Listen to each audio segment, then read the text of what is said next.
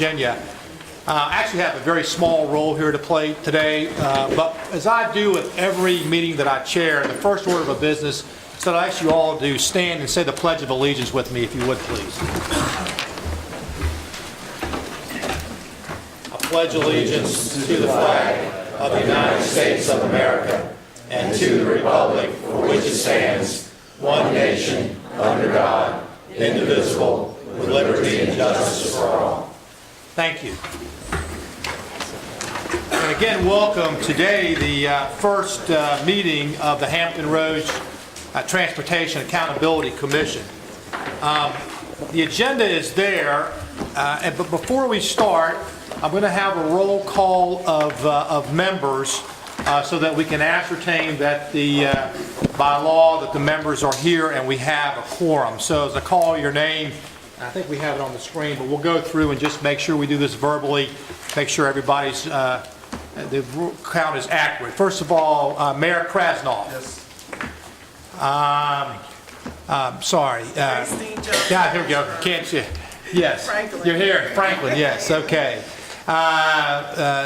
Mayor Wallace. Byron Bailey. I'm here. I'm here from Isle of Wight, but I'm not Mr. Bailey. Okay, so I can sit at the table, but I cannot vote. You cannot vote. Yes. So we do not consider that as a vote for quorum. Okay, got you. Mary Jones. Here. McKinley Price. Paul Frame. Here. Eugene Hunt. Kenny Wright. Here. Dallas Jones. Here. Linda Johnson. Here. Will Sessoms. Here. Clyde Hallman. Here. Donald Wiggins. Here, if I could say this, it's about an hour's backup on the bridge tunnel. So that might be why I'm here. Mr. Wiggins, fortunately today, I won't say anything. I know it's back up anyway. So we do have Jim Utterback, the district representative here. So I would refer all those questions to him after this meeting is over with. Then we have our General Assembly members. Senator Louise Lucas. Here. We have Senator Frank Wagner. Here. Delegate Johnny Giuano. Here. Delegate Chris Jones. Here. Delegate David Yancey. Here. Now, we have others that are ex officio, but those are the voting members. I think what I can tell, we do have a quorum, both in terms of the members here present and for the population. So the meeting can continue. A little bit of background. I will only have two things to do today. The first will be the adoption of the bylaws, and then to preside over picking the chairman of this commission. I am not an official member of the commission, but until the bylaws are accepted, there is no commission. And I'll mention that is why public comment will be later in the agenda. These bylaws can be amended at the will of the commission. But until there is such bylaws, there is no commission. So that's why it's first. Point of order, Mr. Chairman. Are we not under Robert's rules? I don't think we have to be. No, sir. By what authority do you have to preclude the public from addressing our commission on the issues of the bylaws before the vote is taken? The These bylaws very have been statutes- distributed to all the members and all the written comments before. They've had them for a couple of months, and I think, talking to them, they are adequate to make their decision. But you certainly will be able to be heard after My this. point of order, sir, is by what authority do you have to prevent citizens from speaking on agenda items since there are no bylaws? And my point of order, sir, is that you'll be given the chance to do so after we adopt the bylaws. And your exception is so noted, and we appreciate you allowing us to continue on. Thank you.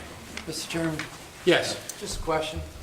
Suppose you disagree with some of the proposed bylaws which came to our office yesterday.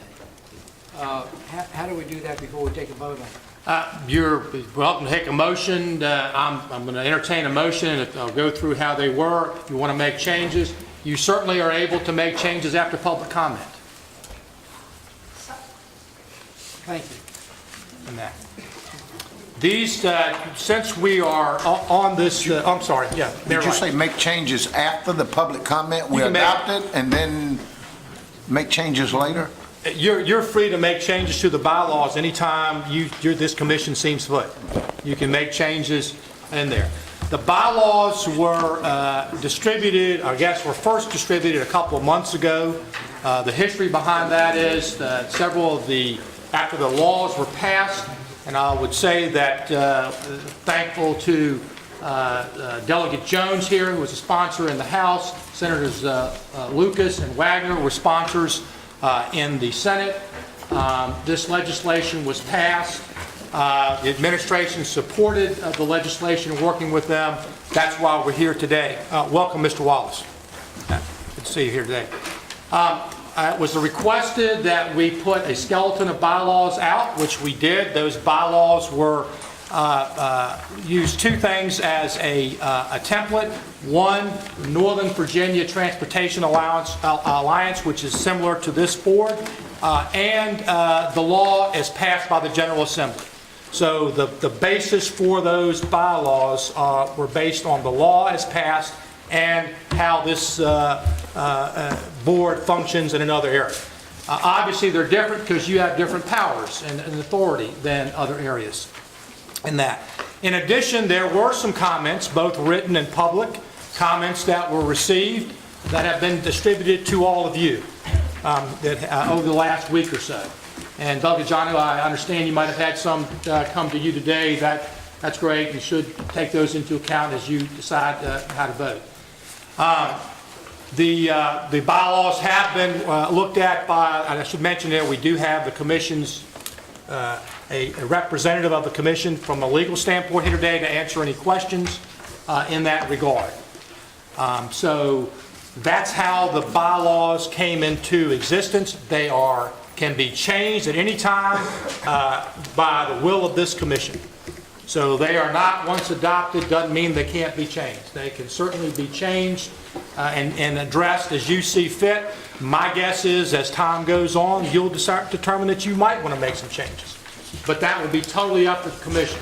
The vote that we're about to take today is to just get you authorized so you can do business and accept the public comment that we've heard from and make any changes either today or a later date that you see fit in that. But it is based on the law as written. After you do accept the bylaws, then there will be, those allow you to choose a chairman. That chairman will be chosen, and then that I will exit. The meeting will become totally the members of this commission. Yes? I have a question. Article 8 specifies the process for amending. So once the bylaws are passed, then they have to be amended according to this procedure that requires sort of written notification, reading at a meeting, and then decision at another meeting. So am I hearing correctly that there's no opportunity before we take a vote on these bylaws as they've been put before us to make changes? No, I do not read that.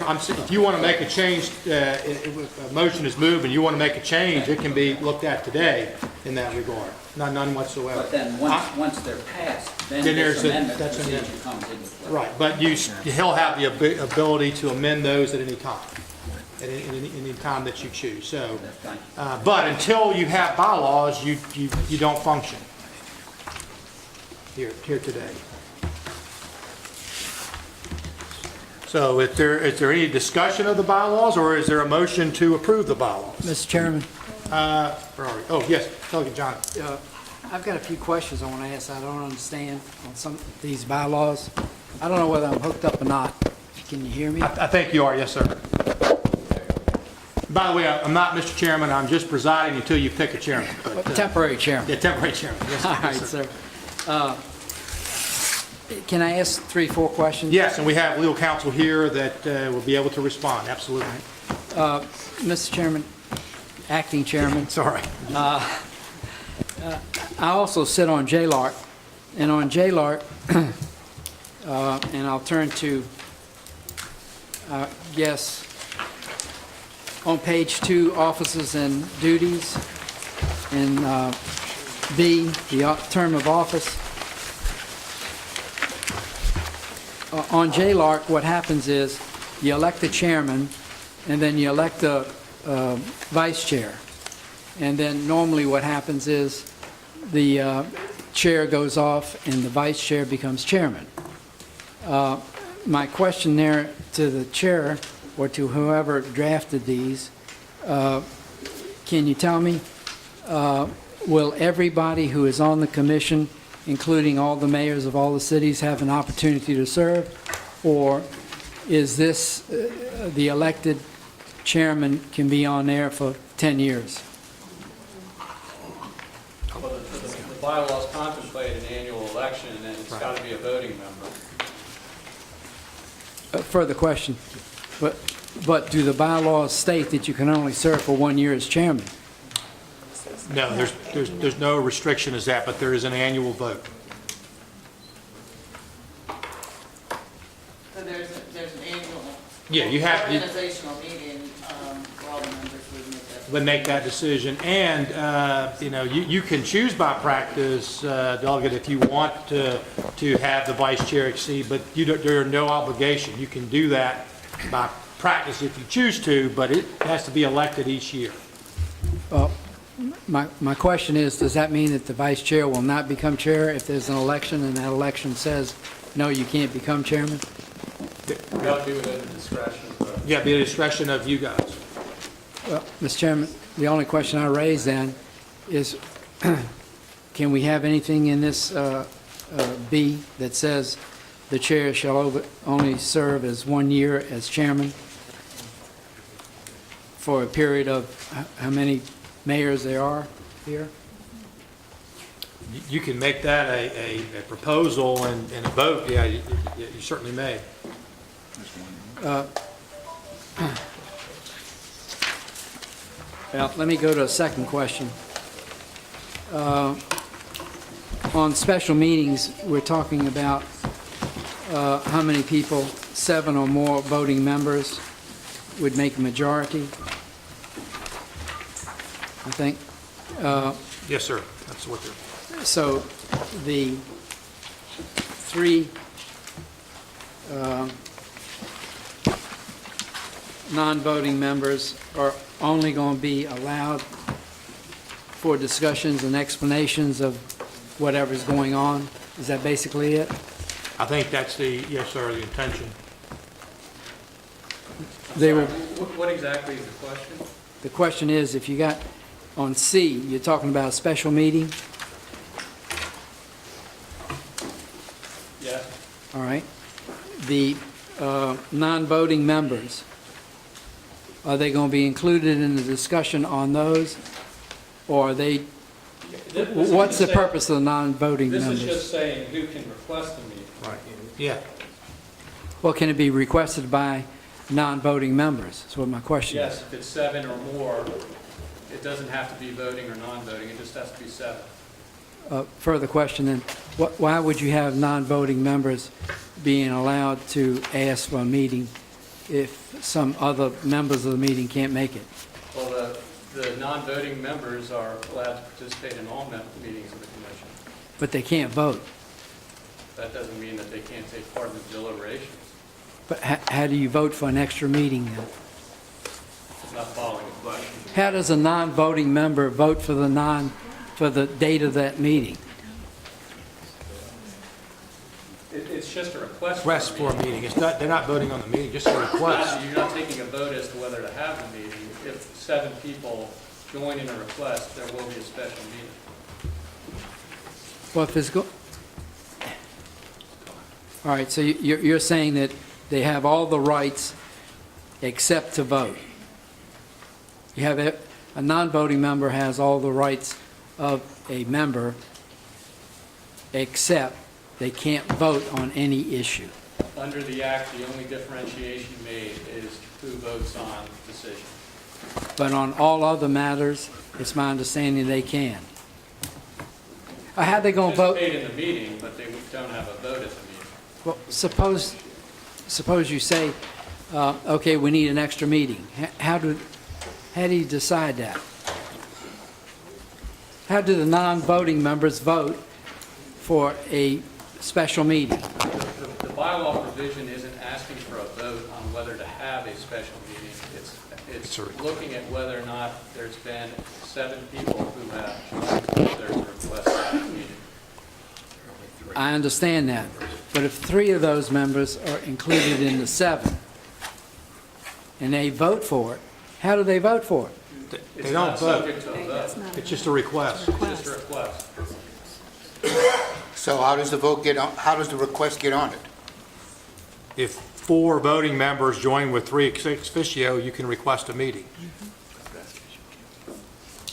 Can't vote on anything, but you can request a meeting. Correct.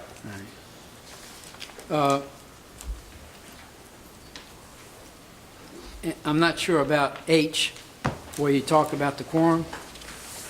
You say both voting and non-voting. Well, if you're a non-voting member, how are you included in on a quorum to vote? The bylaws have to be adopted in accordance with provisions of the Act.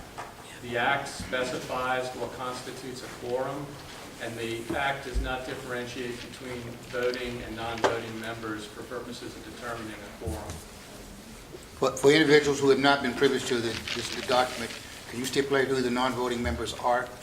I'm sorry, Mayor. Could you stipulate for the individuals who have not been privileged to have this material prior to this meeting, who the non-voting members are? Yeah, they're the ones at the bottom of the page there.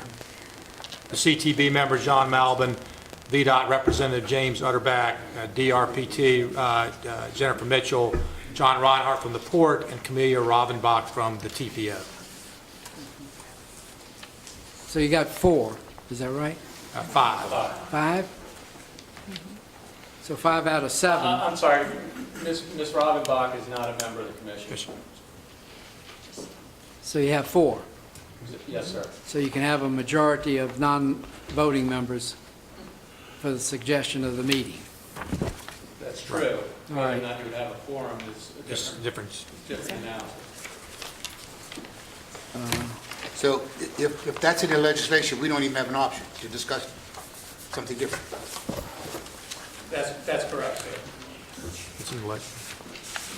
On page 4, item 2 under voting, I notice you can have either a roll call vote or, if requested by any member, or a voice. Why did you do that? I'm not the author of that provision myself, but I suppose what they're trying to do is create flexibility for the chairman if he's moved by a member of the commission to take a roll call, that he formally do that as opposed to just having an acclamation. So if somebody is not understanding whether or not there have been enough ayes or nays and they want to have an actual physical count, They can the do roll call would be an option for that to be determined. Further question on that point. If any member, here it says, or by roll call if requested by any voting member. Does that mean one member may request a vote by individuals rather than a roll call? I think the voting member would be asking for a roll call as opposed to just acclamation. Right. And that would be sustained. So the chair would then ask for a roll call. And that's how you read this. Yes, sir.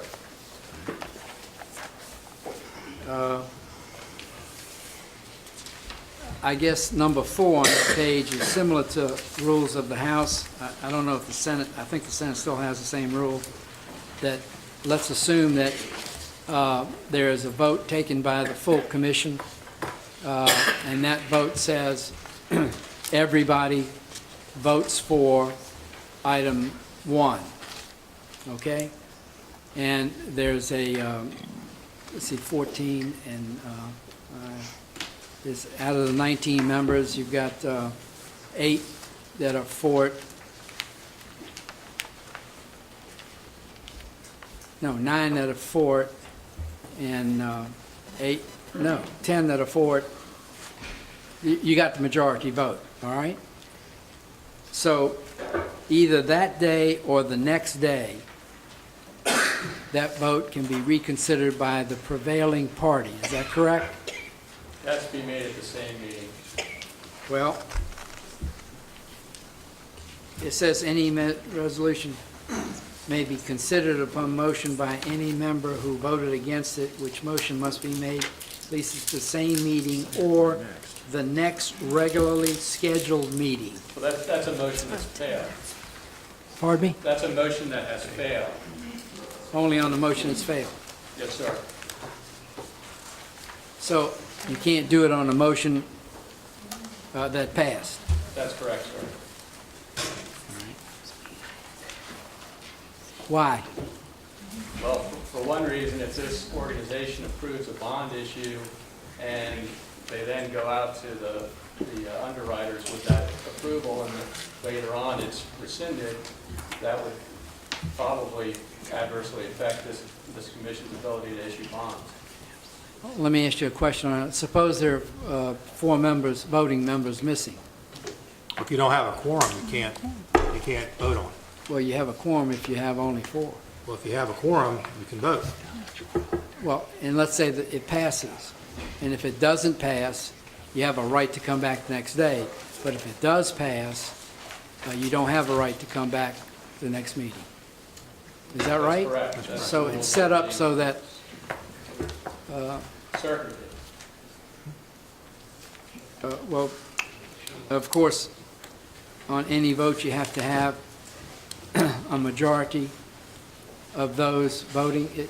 Someplace in here, and I didn't go into that closely, but it's my understanding that you have to have a vote, a majority vote, if you're going to go to a bond or something like that, or to tolls or whatever it might be. So if you're going to do that, let's say that we're running something through some rural area. We place a toll on it, and it passes. You can't, and 3 of the members from that rural community aren't there.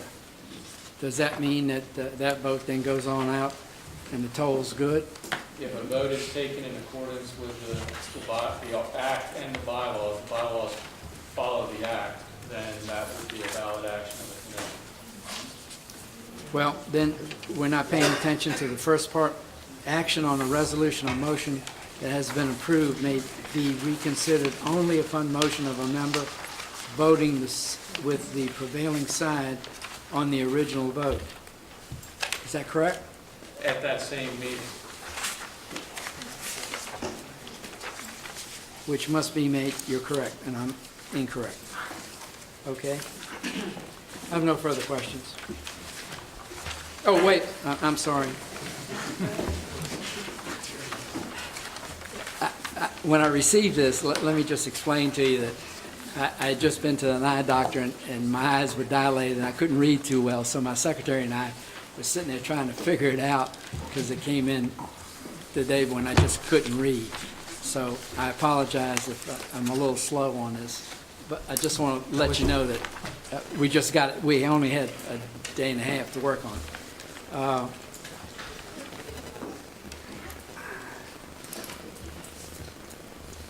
On page 8,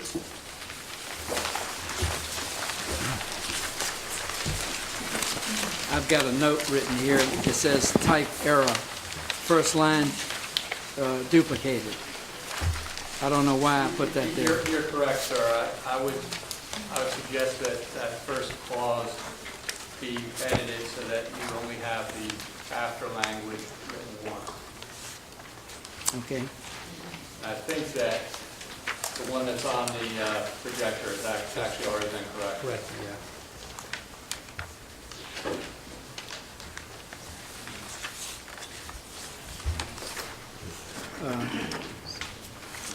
It's already correct. Yeah, I mean, you don't have to amend it. You've already just adopted the correct way. That's all the questions I have, Mr. Chairman. Yes.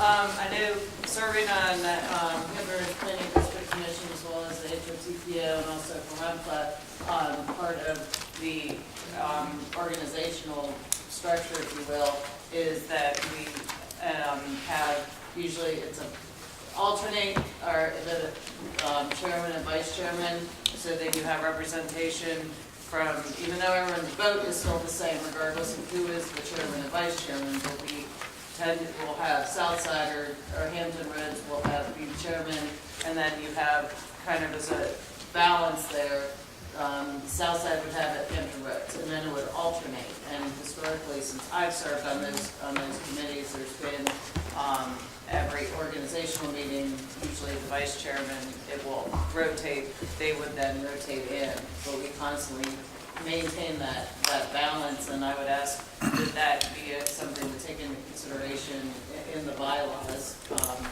And so therefore, too, it's consistent with TPO also.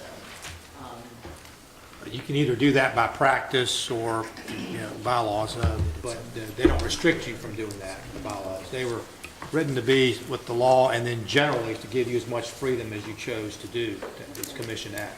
Well, But there's I'd no- like to see it reflected in the bylaws, and that makes definitive and conclusive for whoever subsequently follows us in that regard. And that has been the prevailing practice, and has worked well for us, from my understanding, even though I'm the newest guy on the block in terms of this capacity I'm serving in. It has been a prevailing practice from my observation. Can I ask Yes, a yes. question? Is that actually in the bylaws of the TPO? Is it? I don't think it is. I don't believe it is. I think it's an informal agreement that's been worked for a very long time. And but I don't think that served checked us the well. I think it has, and, I mean, as long as that's the practice and the policy, everyone understands it. I don't know that we've ever had, in fact, we've had a couple of occasions over time where one member, typically they're senior members of the groups of the mayors who move into these things, where one member couldn't serve for some reason. Molly Ward had to step aside at one point because she was taking a job in the White House.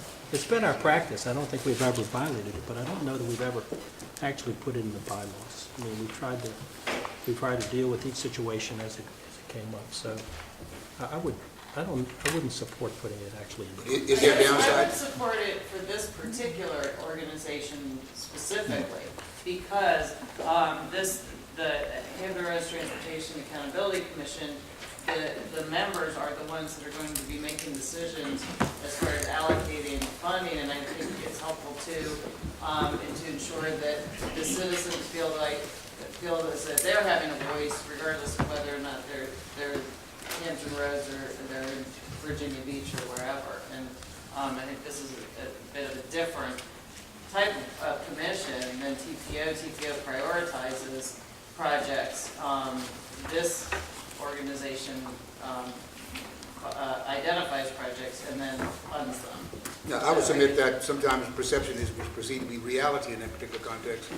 And if, in terms of the legislative appointees on this particular body, they're waiting on the south side. So in order to compensate for that or to mitigate that impression, I think having it written and definitive in the bylaws would be helpful.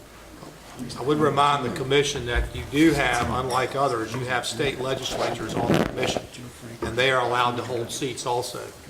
So in terms of switching back and forth, they are able to hold a seat as well as anybody else here.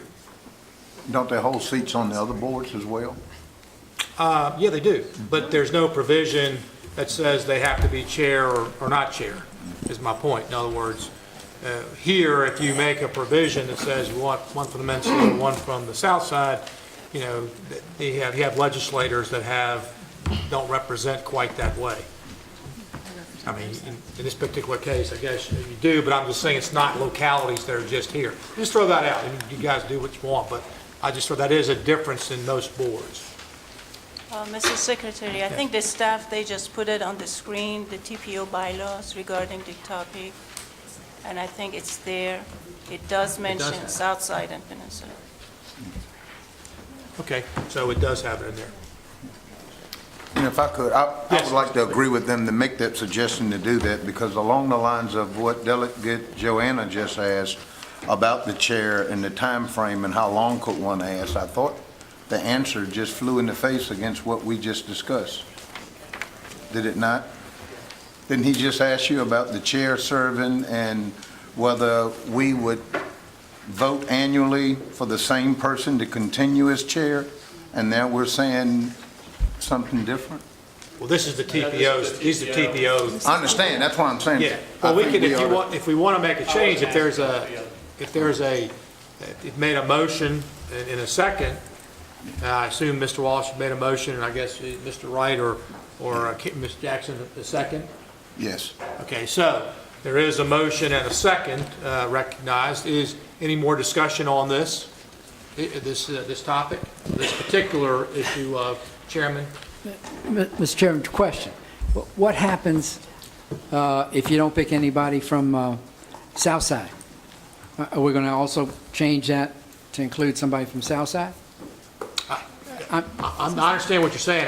There was they had enough to make a motion second, but I agree with you. I quite frankly, personally would suggest you keep the rules.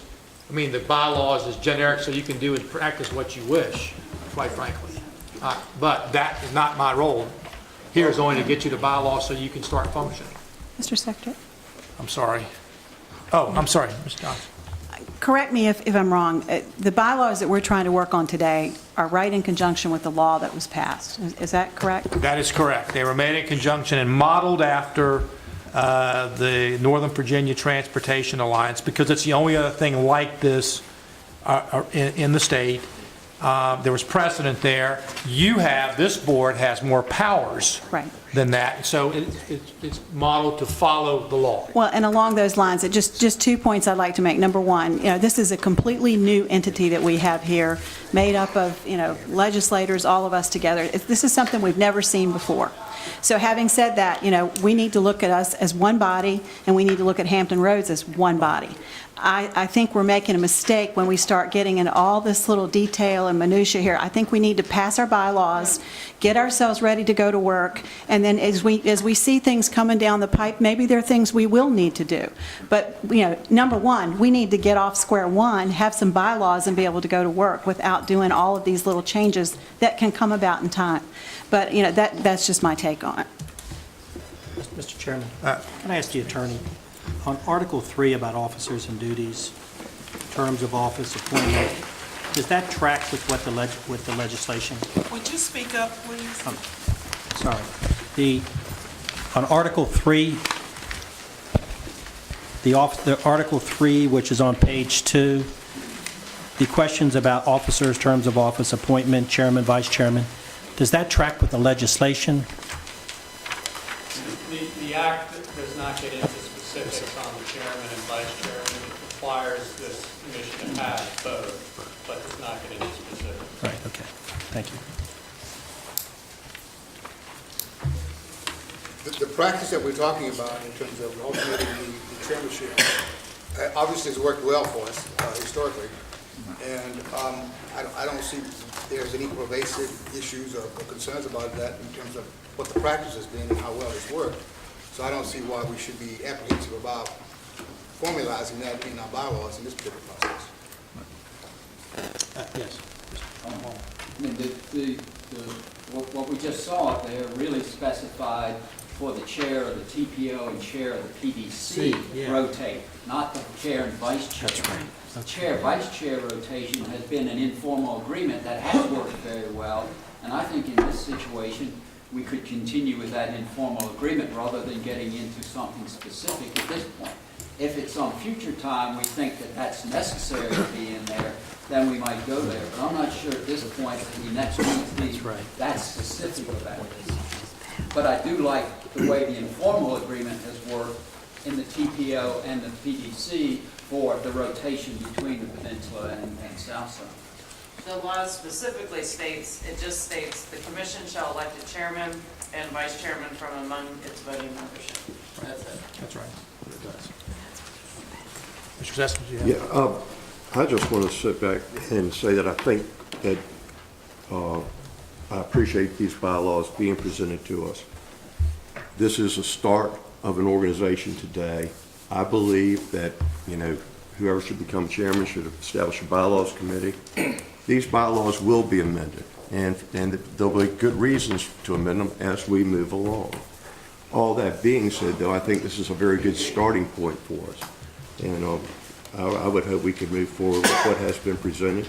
In 30, 60, or 90 days from now, there might be more than one change. And I think that's where the bylaws committee could come back and make these suggestions, and we address them accordingly. Mr. Chairman. Question, yes. Yes. Mr. Chairman, if I could make a suggestion. We've heard all of the questions or maybe even possibly changes that some of the members want to make. But I suggest that after hearing these changes, that we all go back and look at everything and to see if we want to make changes later on. But if we don't go ahead and get going here, we're going to be here past prayer meeting time tonight. Well, you can't transact any business without bylaws and at least a chairman and a vice chairman. So that's, and I'll remind you, there's roughly $120 million that this group took control of on July 1st. One of the things I hope you do today is direct the state how to hold that money for you.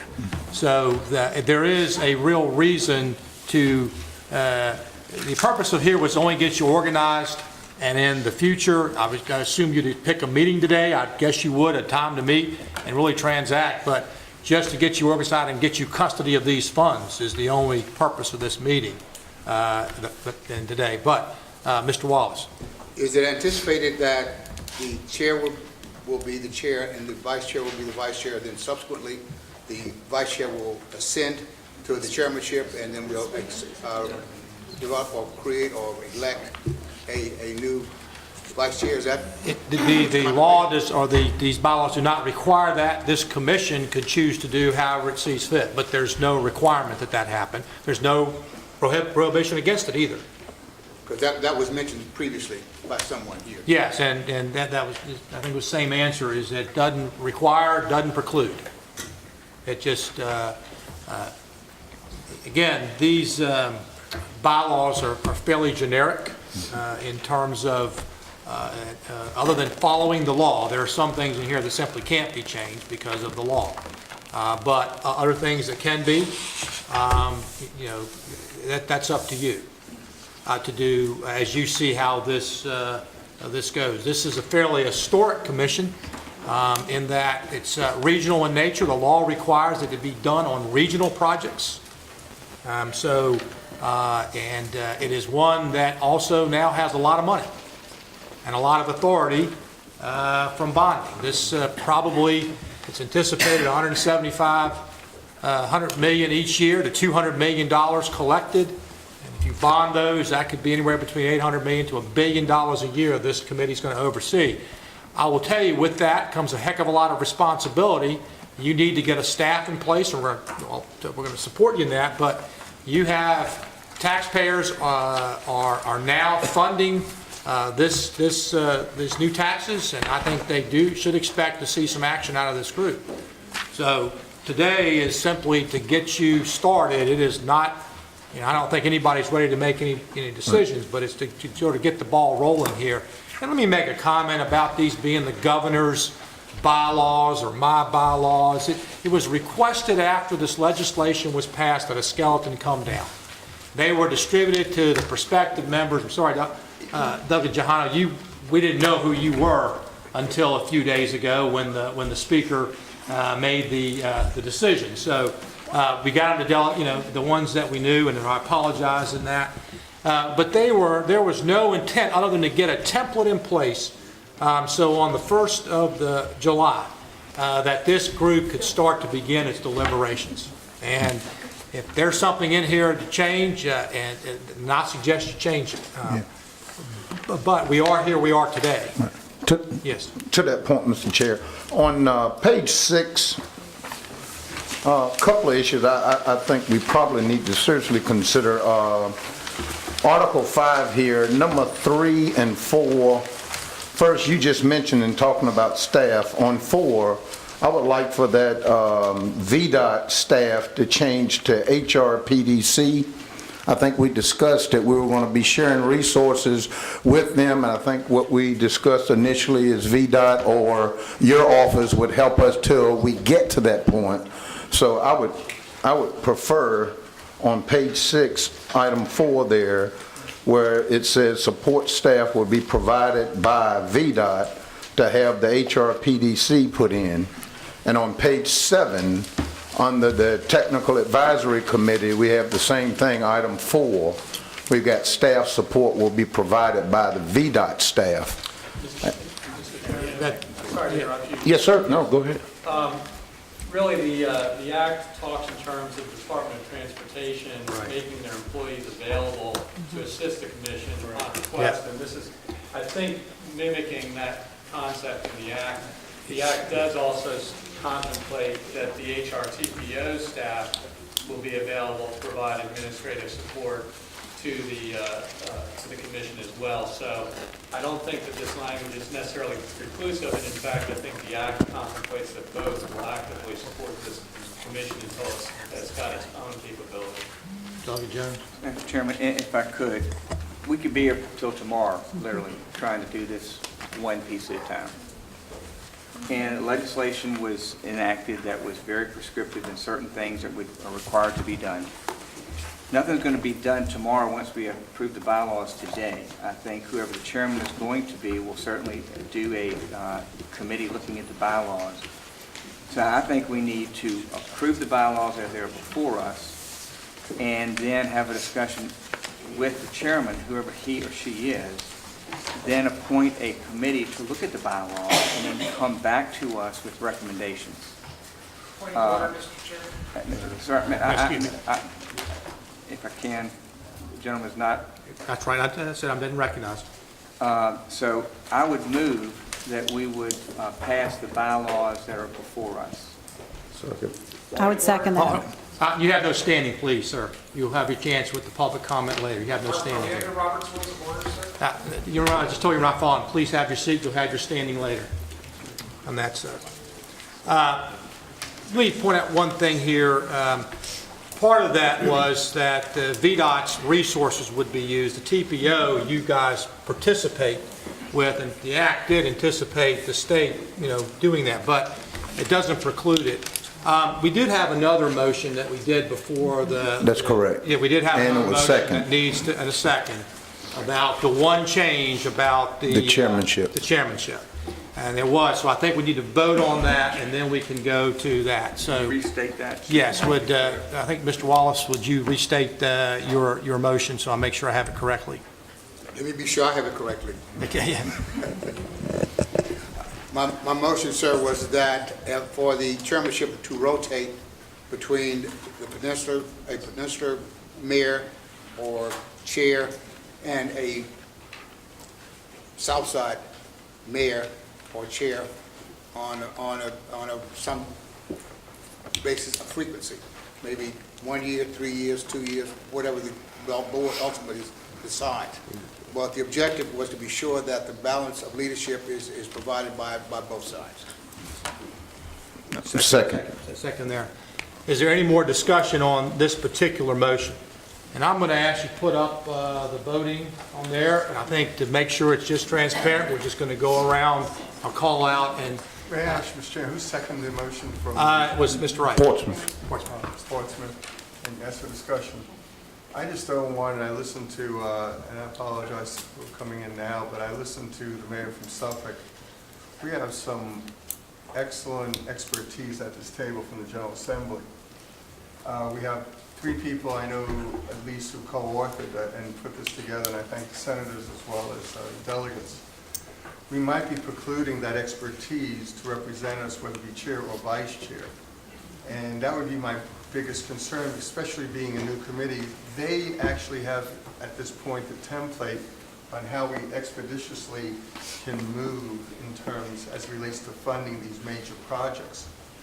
And I don't want to go through a learning curve when we have them currently sitting at this table. And if they have the opportunity, whether it be chair or vice chair, and if we do what the Honorable Mayor from Hampton, and obviously second from my friend, we potentially will preclude that kind of expertise, at least in the first year. I mean, we might want to be a little bit more flexible in this, at least for 1 year, to allow that kind of expertise to allow us to move with what is intended to get these projects funded. And I have seen many a times, whether it be a TPO and HRPDC, where sometimes we get into the minutia and we start deliberating whether or not, well, and then we have to go back to the authors to see what the intent was, just like Delegate Joanna started requesting the attorney who looked over these bylaws, for instance. And if he was not here, we might not be able to get to the position of maybe even voting on the bylaws. So I would respectfully hope that the first reconsideration here, but hopefully the maker of the motion and the second to maybe reconsider that point to allow the more flexibility for at least this year. I think the approach is good, but I think the potential intent might leave some great expertise not able to be at certain opportunities for us to hear from. That's what I'm asking. And thank you for your comments, Mayor Krasnoff. I appreciate that, but I don't think support of the motion that's on the floor would diminish anyone's voice. That's right. Serving on the committee That's and right. then taking on a leadership position. So I certainly understand. I think everyone I've served with on DDC, on TPO, on Haranfa, we're always looking for people with more knowledge than we have so that we're making the best decisions. And so I don't see this as diminishing anyone's leadership role on the HRTAC. So I certainly appreciate your input on that, but I want to reassure all the members of Denver Roads Transportation Accountability Commission that we all have the same vote, but also anyone who has experience or an opportunity to, if there's a particular project that is supported by the commission, to advocate for it. I don't think just because they're not a chairman or a vice chairman doesn't prevent them from doing so. So I would be supportive of the motion that's on the floor. And we'll get to the vote. Mr. Wallace, did you have something to say, or? She expressed my sentiments exactly. For a great job. Is there any more? Yes, I'm sorry, Ms. Johnson Ashburn. Excuse me. I do want to balance here, but I do see another way to balance it, and it would be the size of the localities as well. So I'm not sure that grouping or separating Southside and Peninsula is the only way that we can do this, achieve the balance. Just wanted to put that out for consideration. Any more discussion? Yes. Mr. Chairman, if I could make one comment here. I think everybody needs to spend an hour on that bridge tunnel. Now, I came over for Dwight Farmer's going away party. It looks like I'm going away too. And I spent, I think it was an hour and a half on that tunnel. And then today, it was another hour I spent out there. And I think you guys need to, some of you guys need to spend an hour or two out there. You'd see another reason why we need that third crossing so badly. And I don't see, I really don't see how there would be a problem with, the chairman and vice chairman's jobs are not so difficult that the south side can't do it just as well as the north side or vice versa. I would think we've heard from both sides that unless there's no more, I'm going to call for the vote in this, and I'm going to go right down the list. A no would be the motion fails. Yes would be that you would amend, or not amend, but put that in the bylaws. Ms. Krasnoff, I'll start with you.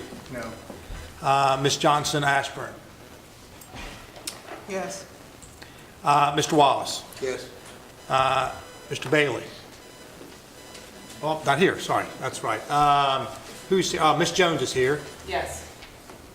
Mr. Frame? No. He's not, Mr. Hunt is here. Is he not here? No, he's not here, I can't read. Mr. Wright, excuse me. Yes. Jones? Yes. Yes. Ms. Johnson? No. Mr. Sessoms? No. Mr. Hallman? No. Mr. Wiggins? Yeah. Ms. Lucas? No. Mr. Wagner? No. Mr. Johano? No. Mr. Jones? No. Mr. Yancey? No. Okay, let's see what we have. So, I'm reading this correctly. Fail, yeah, I'm sorry, yeah, because it fails. Motion fails in that regard. So the motion to make it switch back and forth did fail. Now, we did have a motion to adopt the bylaws. I can't remember who that was from. That was from Delegate Jones. Delegate Jones, excuse me. I'll We had a second. second from Mayor Frame. Is there any discussion anymore on adopting the bylaws as they are? Yes, sir. Yes, that's right. Page 6, Article 5, number 3 says that the chairman and the vice chairman of the committee shall be appointed by the chair of the commission. I would like to think that the committee, once they're selected, could select their own chair and vice chair and not have that done by the chair. Nothing against whoever's going to be the chair. But if we select 5 or 6 people. I think the chairman and the vice, on the finance committee. Oh, It's it's the finance committee. It's the Not- finance committee. That's the finance committee. That would be the chair's responsibility, normal. Yeah, Understand, but yeah, That's correct. yeah.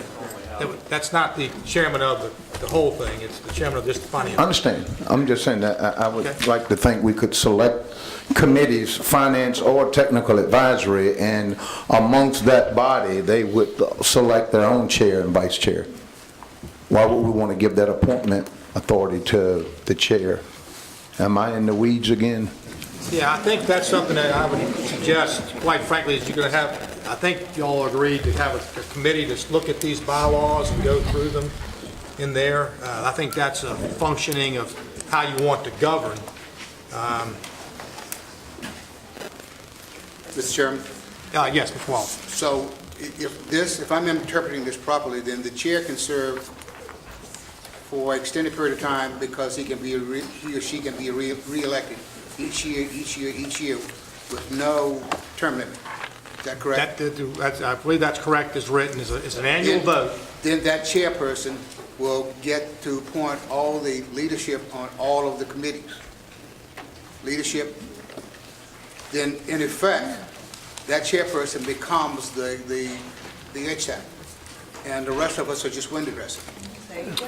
That assumes that enough people don't like his appointments, because it takes, you can vote him out. I mean, I think that's what all you hear each year deal with. If they don't like what you're doing, they vote you out. I mean, I think that's actually pretty open. You got to be elected each year, so if you're not, if you're not doing it, my guess is you're not going to get the votes, but. The election of the officers for this body is not in the same context of the prorated, weighted voting process that prevails with the legislation. I'll have to defer. Yeah. Can you repeat the question?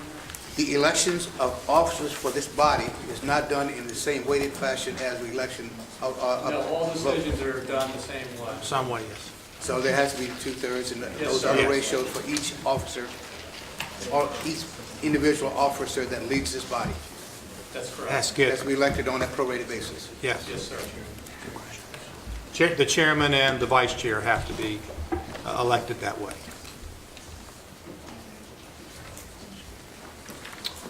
Okay, we have a first and a second. Would you put the voting back up, please? And we'll go through the same. I'm sorry, yes. Can you restate the motion? Yeah, the motion is to adopt the bylaws as you have in front of you. A motion and second. Mr. Krasnoff? Yes.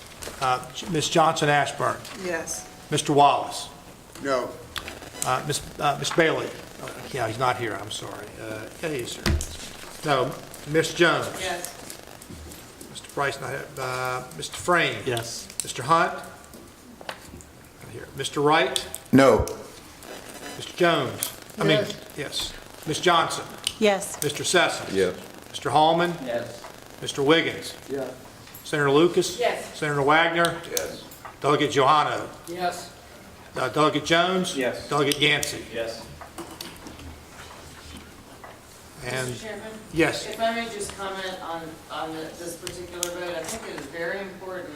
Number one, I understand there are citizens here that are going to have, they have comments about the bylaws, and I want the citizens to know that, as we've talked about, the bylaws can be amended, and so this body will be listening very carefully to the suggestions or comments that are put forward by the citizens. And additionally, I know some people are impatient because we're asking questions. That is why we're here.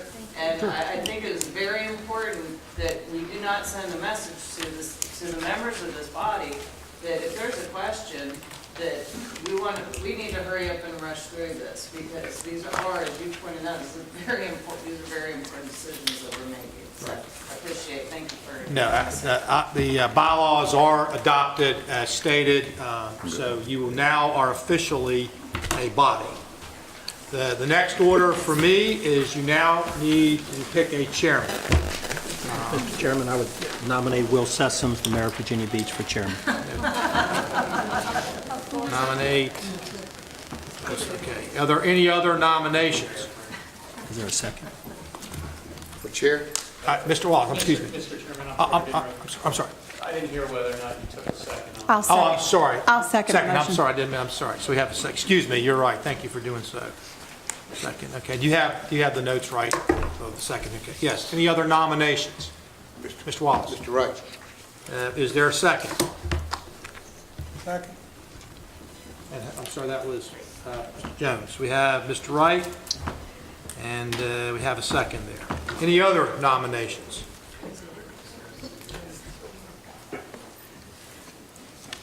Okay, so what we can do, see how we make sure I get this right. You would take the vote in the Order in which they were the getting, motions were made. and then we'll go through and see. Okay, so we will vote on first is Mr. Sessoms as chair. And if you'll put that up on the screen again, so we can go through. And Alan, you just happen to be number one, so Mr. Krasnoff. Thank you, Mr. Sessoms. So yes. We're just to make sure we're voting on Mr. Just voting on Sessoms. the motion for Mr. Sessoms. Yeah, so this is a yes for Mr. Sessoms. A no would be someone else potentially. Again, this is prorated, right, on the basis of the... Yes, it's, I think, as we explained, this is all based on the same voting. Is that correct, Mr.? Somebody's doing that assessment as we go through this process. That's what the tabulation is Yeah. at the bottom. At the bottom, yeah. The Yeah. three different criteria. The three different criteria. Wait, say the question again? I'm sorry. The voting is the same for this as all your voting is done with the same criteria. There are actually three prongs to it. You must have 2/3 of the voting members present in voting.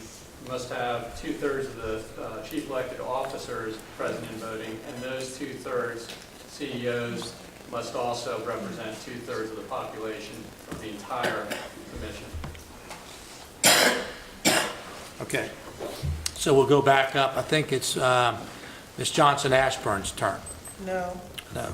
Mr. Wallace. No? Mr. Bailey. Not here. I say that every time. Ms. Jones, sorry. Mr. Price, now. Mr. Frame. Yes. Mr. Hunt. Not here, sorry. Mr. Wright. No. Mr. Jones. No. Ms. Johnson. Yes. Mr. Sessoms. Yes. Mr. Hallman. Yes. Mr. Wiggins. No. Senator Lucas. Yes.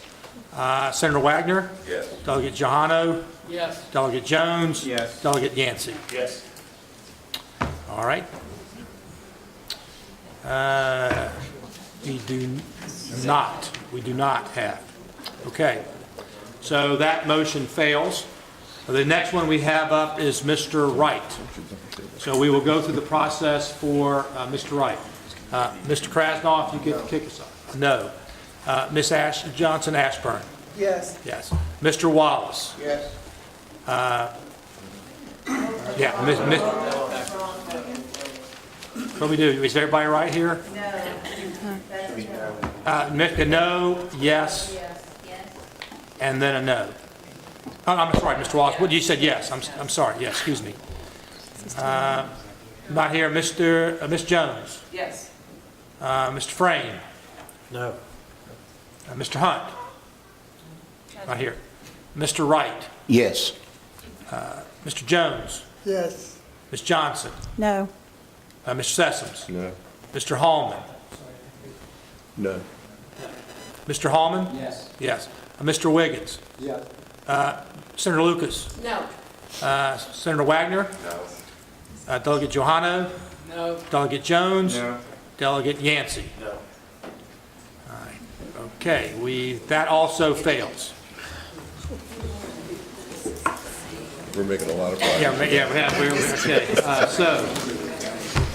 Okay, so, but guys, we got to have a chairman. Yes, Senator Lucas. I nominate Delegate Chris Jones. Second. Okay, we have a nomination for Delegate Jones and a second. I'm sorry, who's the second? Delegate Johano. Are there any other nominations to be considered right before we go? Okay. All right, we're going to go through, and we're going to go through this. Mr. Krasnoff. Yes. Ms. Johnson Ashburn. Yes. Mr. Wallace. Can I comment, or do I just have to vote? I think you have to vote, sir. Can I comment before my vote? No, you're not. You have to vote, sir. All right, then no. Okay. Ms. Billy's not. Ms. Jones. No. Mr. Frame. Yes. Yes. Mr. Hunt. Not here. Mr. Wright. No. Mr. Jones. Yes. Ms. Johnson. Yes. Mr. Sessoms. Yes. Mr. Hallman. No. Mr. Wiggins. No. Ms. Lucas. Yes. Mr. Wagner. Yes. Mr. Johano. Yes. Mr. Jones. Yes. Mr. Yancey. Yes. And I think we got a winner. we don't have by members in terms of county. You got to win. So still, we do not have a This is chairman. not a good sign. Can we arm wrestle? Could I? The floor is still open for Vice Chairman for Mayor Hallman of Williamsburg. Vice Chairman? We have to have a We're chairman. at chair. We have to have a chair. Chairman. Sec- We have a Mr. Hallman. Mr. Is there Chairman, a second? Sorry. go ahead. I'm sorry. Is there a second? Yes. Second. There's a second. Mr. Secretary? Yes. Mr. Reinhardt was just pointing out that he's questioning whether or not the way that the computer is tabulating I the don't see how percentage people voting have lost of the that. present and voting is accurate, because you may have somebody in Not attending, but it it's shouldn't be in there. counting them as a no. Oh, that's true. In other doing words, if what they're not now? attending, then they shouldn't be It counted. shouldn't be counted. That's right. That's the way the law works, yes. It's not as to the population represented, but it's as to the column I there. Right. Column I. So does that mean we need to start back over with the votes? Yeah. I'm not sure whether. Well, have we done it, I think we're going to have to start back over with the votes if not correct. Right to speak. Oh, yes. Right to speak. Johnson Ashburn. If you just take out the percentage, the column, then it will automatically come to a percentage without having to vote again. But I think we didn't do the first one when we made the decision, if it passed or failed, we weren't calculating the votes correctly. If you take out the I know, percentage. I agree with you, but we've had 3 votes. I don't know if the first vote passed or failed because it wasn't done correctly. You go back to start over, so I'll take the nominations again. Point of order. Point of order. Did we have the recorded vote from the first tally, correct? Yes, All right. I would agree with. that's right. Oh, I'm sorry, yes, I see what you're To saying. go I to the see. first vote, Yeah, take I out missed, I the see. offending. All right, so go to the first vote. We have the first vote. He says that it is taken out into account. It is taken into account. Okay, he said it is. Okay, then we are voting correctly. Okay. All right, so now we have gotten through that. We're down, we have a motion for Mr. Hallman and Yes, I second. and a second down there, and I think it was Ms. Jones had that. So Mr. Chairman, Yes, I'm sorry, Delegate Johanna. can I make a motion? Yes, you may.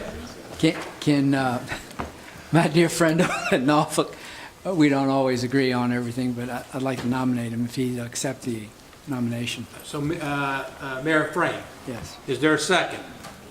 Second. Second. And that was, I'm sorry, the second, I'm sorry, Ms. Second. Lucas. All right, so the first one we take is Mr. Holman, because we have him up first. So if we'll go down through that, we have him, we have in that. So, first of all, Mr. Krasnoff. For me, this is for Mr. Holman. Mr. Holman, no. No. Ms. Johnson Ashburn. Yes. Mr. Wallace. Yes. Ms. Jones. Yes. Mr. Frame. No. Mr. Hunt. He's not here. Mr. Wright. Yes. Mr. Jones. Yes. Ms. Johnson. No. Mr. Sessoms. No. Mr. Hallman. Yes. Yeah.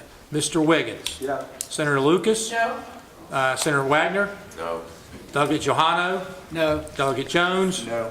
Delegate Yancey. No. Okay. Still no affirmative vote. The next one up, we have Mayor Frame. I'm rooting for you. All right. We're fourth time's the charm. Okay, here we go. Affirmative vote, yes. Negative vote, no. Mr. Krasnoff. Yes. Ms. Johnson Ashburn. I'm sorry. No. Okay, no, I'm sorry, excuse me. Mr. Wallace. Ms. Jones. No. Mr. Frame.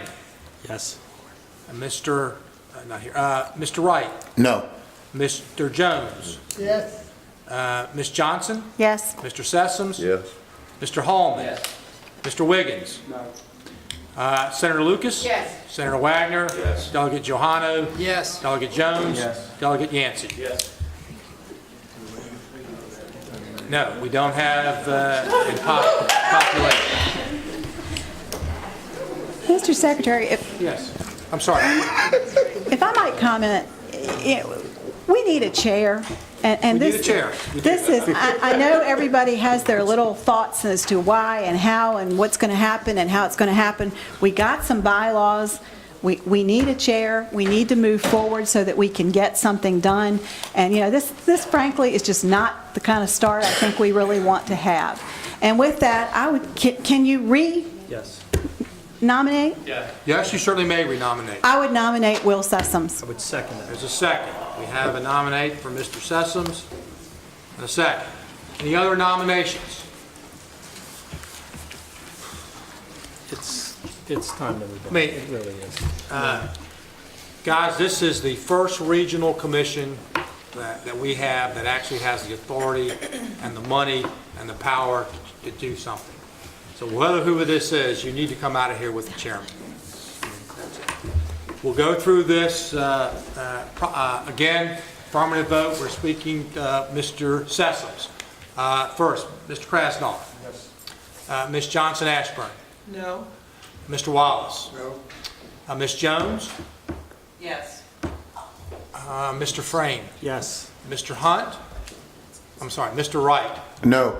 Mr. Jones. No. Ms. Johnson. Yes. Mr. Sessoms. Yes. Mr. Hallman. Yes. Mr. Wiggins. Yeah. Ms. Lucas. Yes. Senator Wagner. Yes. Delegate Johano. Yes. Delegate Jones. Yes. Delegate Yancey. Yes. You may have made it. No? Nope, still 2 points short, 3 points short on the population. Mr. Chairman, I'd like to nominate Ms. Mayor Wright for chairman, please. Have a nomination for Mayor Wright. Is there a second? Second. Second for Mr. Wallace. All right, we will begin the voting again. Clear it up. Mayor Krasnoff. Ms. Johnson Ashburn. Yes. Mr. Wallace. Yes. Ms. Jones. Yes. Mr. Frame. No. Mr. Wright. Yes. Mr. Jones. Yes. Ms. Johnson. No. Mr. Sessoms. No. Mr. Hallman. Yes. Mr. Wiggins. Yeah. Senator Lucas. No. Senator Wagner. No. Delegate Johano. No. Delegate Jones? No. Delegate Yancey? No. Motion fails. Motion. Yes, Ms. Lucas. I nominate Senator Frank Wagner. Senator Wagner. Is there a second? Second. There's a second. All right. Let's go through this process again, ladies and gentlemen.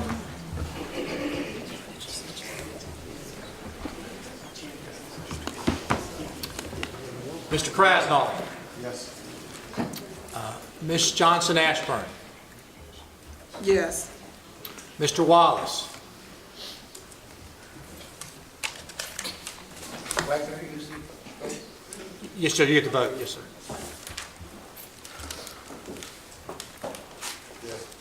Yes. Ms. Jones. No. Mr. Frame. Yes. Yes. Mr. Wright. No. Mr. Jones. Yes. Ms. Johnson. Yes. Mr. Sessoms. Yes. Mr. Hallman. Mr. Wiggins. No. Senator Lucas. Yes. Senator Wagner. Yes. Delegate Johano. Yes. Delegate Jones. Yes. Delegate Yancey. Yes. We fail by 2. We still have 3 points on the weighting of the vote. Yes, can we leave that up there, please? The top part. Top part, okay. Why is there a 0 on the no? That one, yeah, right there. Oh, okay, I'm sorry. Yeah, I'm sorry, excuse me. Or no, that's why.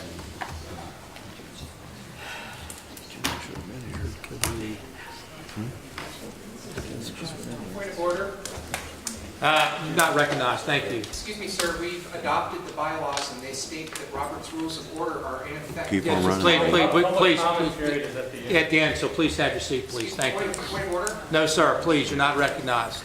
By what statute? You're not recognized, sir, please sit down. Please, I've asked you politely. I'm not going to let you comment until we have a chair. The chair will take over the meeting. Mr. Chairman, Yes. how about if we try out the gentleman from Chesapeake, Mr. Krasnoff? We have a nomination for Mr. Krasnoff. Second. You have a second. We have a second. Okay.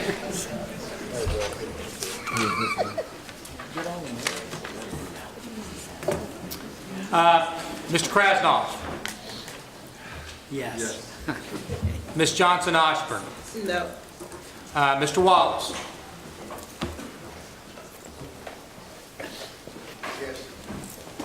Ms. Jones. Yes. Mr. Price. I'm sorry, Mr. Frame, excuse me. Yes. Mr. Hunt. Not here, excuse me. Mr. Wright. Yes. Mr. Jones. Yes. Ms. Johnson. Yes. Mr. Sessoms. Yes. Mr. Hallman. Yes. Mr. Wiggins. Senator Lucas. Yes. Did we get, yeah. Senator Wagner. Thank God. Delegate Johano. Yes. Delegate Jones. Yes. Delegate Yancey. Yes. That's it. Congratulations.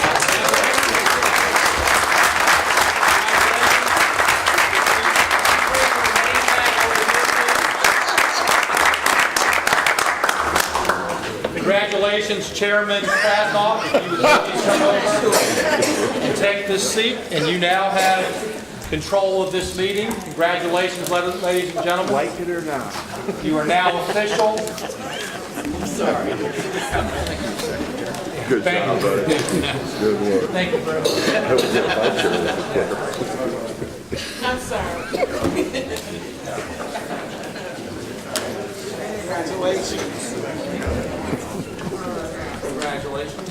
Mayor, thank you very much. Appreciate it. They will get to you. Congratulations.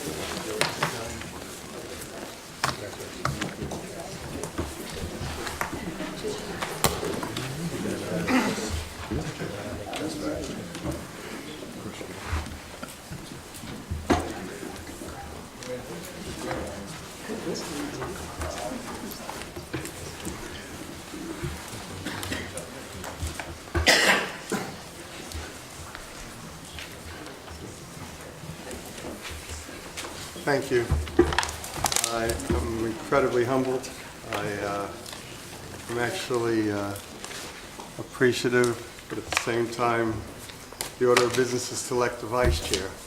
I have a motion. Thank you, sir. Delegate Chris Jones. I'm recognizing Mr. Sessoms, please. Mr. Jones has been nominated. Is there a second, please? Second by Mr. Frame. Is there any further nominations at this time, please? Yes, sir, Mayor Holman, Yes. Mayor Holman has been... Vice Chairman. For Vice Chairman. A second. Second by Mr. Kenny Wright. Thank you. Mr. Chairman, Yes, please, sir. just third on one of the candidates, and that would be on Chris Jones. He helped write this legislation. He knows a lot about it, and he works hard. I don't always agree with him, but I don't always agree with everybody.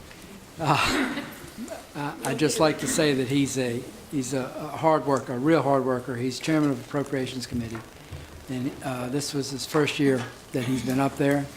And all I can say about him is 8, 9, 10 o'clock at night, he'd be working.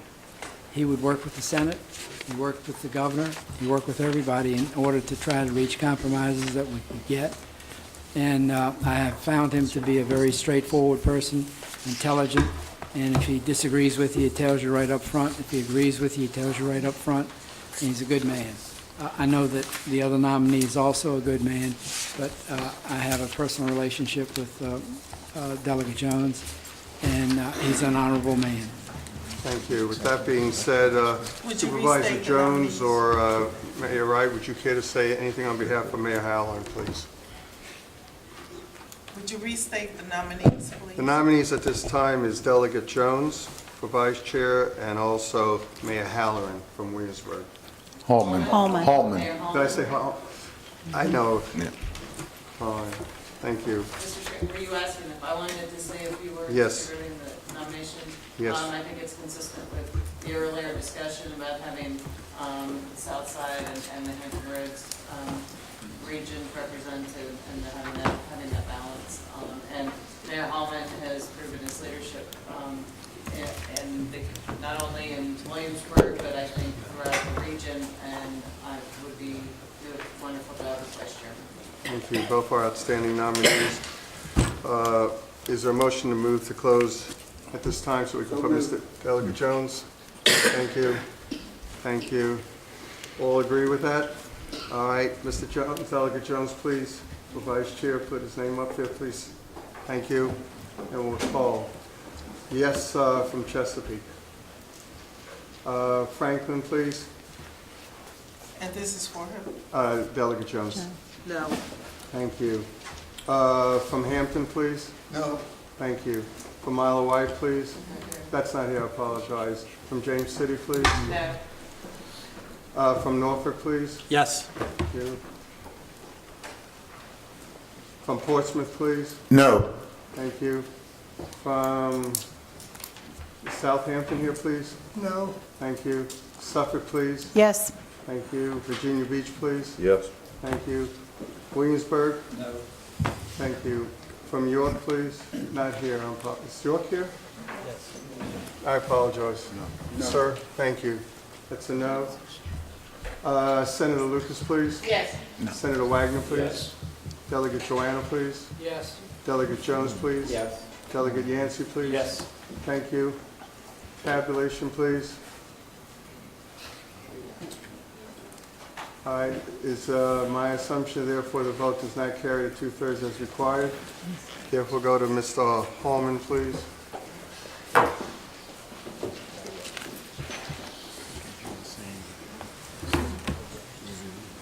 Chesapeake for Mr. Hallman, yes. Franklin, please. Yes. Hampton, please. Yes. James City, please. Yes. Newport News.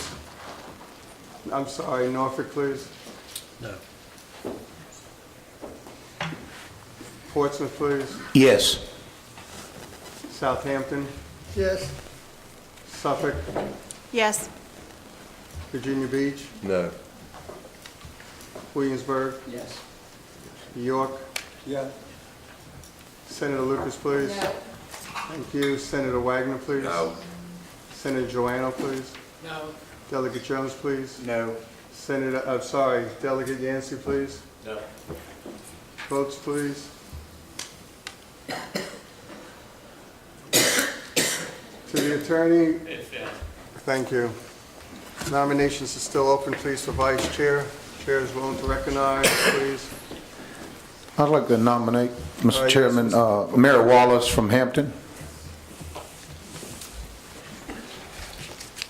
Mayor Wright nominates Mayor Wallace, please, from Hampton. Is there a second? Second. Thank you, Mr. Hallman. Is there any further nominations at this time? Yes, I'd like to, further. Excuse me, I recognize Mr. Frank, please. that's okay. Senator Wagner, did you say Mr. something? Chairman, I'd nominate David Yancey, Peninsula man, Thank you. member of the General Assembly, as a reasonable compliment. Delegate Yancey, is there a second, please, to Delegate Yancey? Second. Second by Delegate Joanno. Is there any comments at this time before we go to the vote? Hearing none. Please put Mayor Wallace's name up there, please. No, it's not there. Chesapeake? No. Franklin, please. Yes. Hampton, please. Yes. James City? Yes. Newport News, Norfolk, please. No. Portsmouth, please. Yes. Southampton? Yes. Suffolk? No. Virginia Beach, please. No. Williamsburg? Yes. York? Yes. Thank you. Senator Lucas, please. No. Senator Frank Wagner? No. Delegate Joanna? No. Delegate Jones? No. Delegate Yancey? No. Tabulations, please. Mr. Attorney? Failed. Thank you. Please put up Delegate Yancey's name up there. Chesapeake, yes. Franklin, please. No. Thank you. Hampton? Yes. Thank you. James City, please. No. Newport News, Norfolk, please. Yes. Portsmouth, No. Southampton, No. Suffolk, please. No. Virginia Beach, Yes. Williamsburg, No. York. No. Senator Lucas, please. Yes. Senator Wagner, Yes. Delegate Joanno, Yes. Delegate Chris Jones, Yes. Delegate Yancey, please. Yes. Tabulations, Failed. thank you.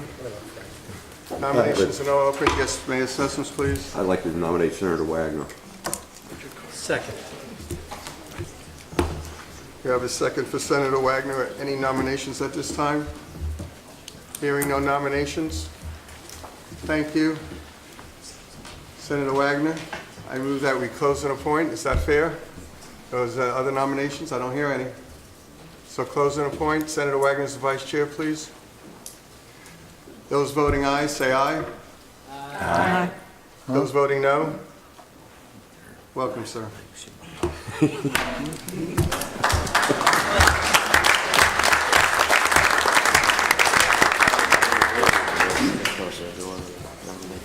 Mr. Chairman, what just happened? Mayor Wallace, the new vice chair by acclamation is our Senator Frank Wagner, sir, by voice vote. Why did we deviate from the previous practice? According to the bylaws, we can either do a voice vote or we can do a roll call. And apparently, I asked we close and appoint by acclamation, and no one disagreed, so Senator Wagner was the one. Thank you. Next order of business is amend the Hampton Roads Transportation Planning Organization contract with Springstead and Associates. Yes, sir. Mr. Chairman, Currently, Springstead has a... 1 minute, sir. 1 minute. We have the mayor from Virginia Beach speaking. Please give him your attention. Thank you, sir. Mr. Sessoms. Currently, there's a company, Springstead, is currently providing executive search services for the PDC, the TPO. Mr. Sessoms, would you be kind enough to use my... I'm sorry, I apologize. Currently, with the PDC and the TPO, Springstead Company is currently providing executive search services. Springstead is familiar with the regional activities, the purpose of HRTAC, and the relationship that HRTAC will have with the HRTPO. Springstead is experienced with executive director searches of this type. Springstead is an endorsed provider of executive search services for the Commonwealth of Virginia in certain of its cities, and its services may be utilized under the Cooperative Purchasing Authority allowed under the Virginia Public Procurement Act. Alternatively, if it may be possible to amend Springfield's agreement with HRTPO. Springstead proposes to conduct the search for the HRTAC Executive Director in substantially the same manner and on substantially the same terms as they are conducting the search for the HRTPO Executive Director, specifically a 4-month timeline, a professional fee of $18,500 plus direct out-of-pocket expenses, which are not expected to exceed $4,600 for a total of $23,100 total.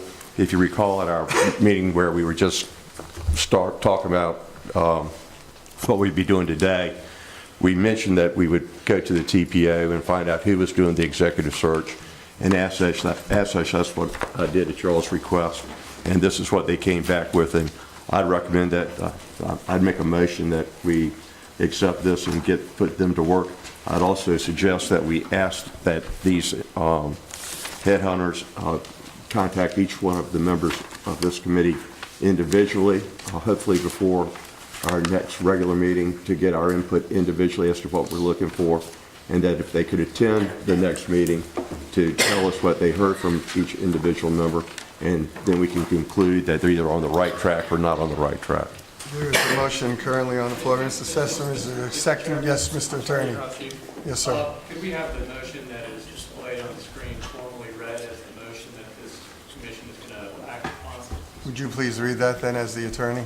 Sure. The motion has been made to, 1, authorize the chairman acting on behalf of the commission to engage Springstead to conduct an executive director search for the HRTAC on terms substantially similar to those set forth in the June 30, 2014 proposal, provided that under the engagement agreement, Springstead agrees the fees and costs will not exceed $25,000, and the commission shall have no liability until the commission notifies Springstead in writing that the commission has available funds.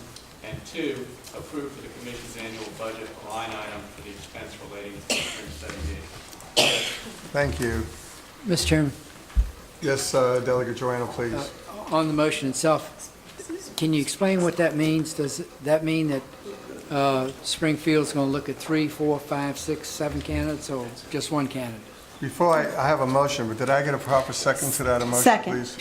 Thank you. Thank you. I apologize. My fault. Would you please restate the question for the attorney, please? Yes. How many people does Springstead going to interview? They'll conduct the search in substantially the same way that they're doing it with the TPO. They'll do a national search and canvass as many suitable candidates as they think this commission should consider, and then they'll bring forward hopefully a more finite list than a great list, but I can't tell you exactly how many they will bring back. Is there any way that we can amend the motion to say at least 5? If you heard my comments, Delegate, I said that I'd like to have them at our next meeting, because I've asked them to reach out to each member individually.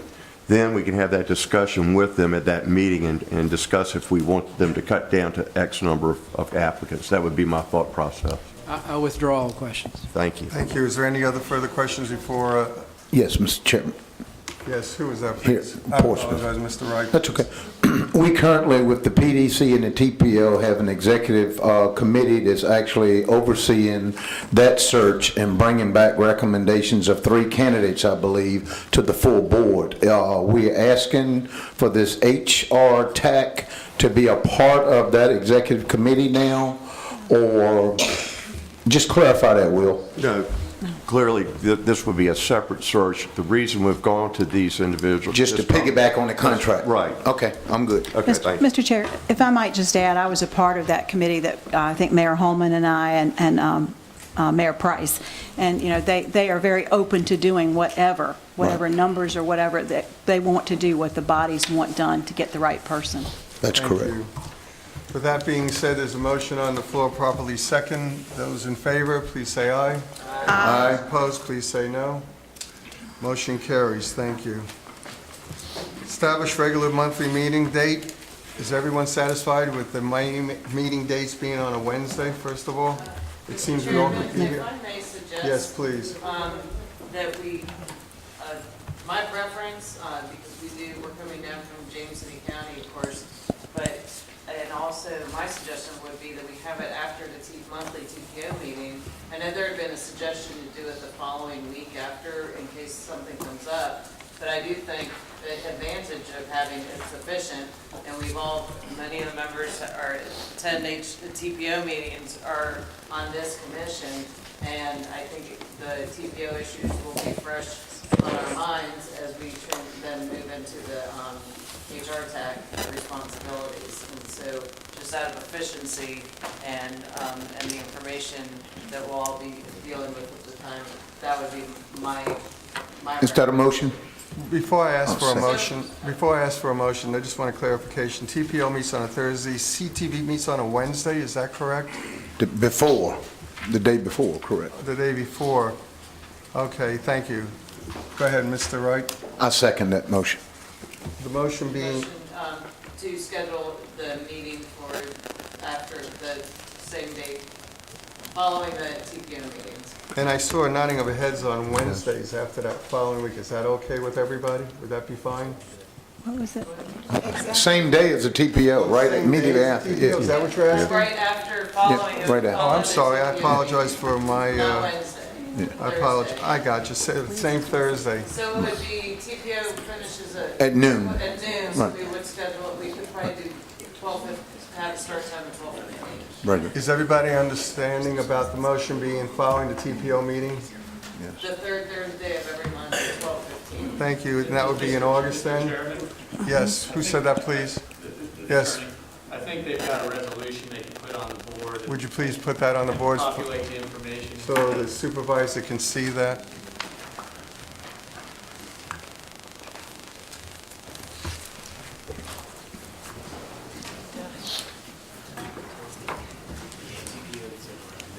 So the first meeting would be this coming, this meeting. Mr. Krasnoff, he's saying he doesn't have it, so I think we just need to read the motion into the record. Would you be so kind to restate your motion, Ms. Jones, please? Motion to establish a calendar, establish a meeting time for the HRTAC to be the third Thursday of every month at 12:15, following the TPM meeting. And I think those times, there are going to be certain months where those times are going to change because we may have a retreat for the one or the other. So, but they would be the third Thursday of every month. Is that acceptable to you, Mr. Wright? Yes, second. With Mr. that Chair, being said, yes, Delegate Joanna, just a please. question. I hate to be the only one that eats lunch, but I don't eat lunch at 11 o'clock. You won't have to, it'll be after 12. Yeah, I know it'll be after 12. Can we have this thing at 12:30? Absolutely. That's fine. All right. I was just trying to be efficient with I know everyone's very busy, so. Mr. Chairman? Yes, sir. Thank you.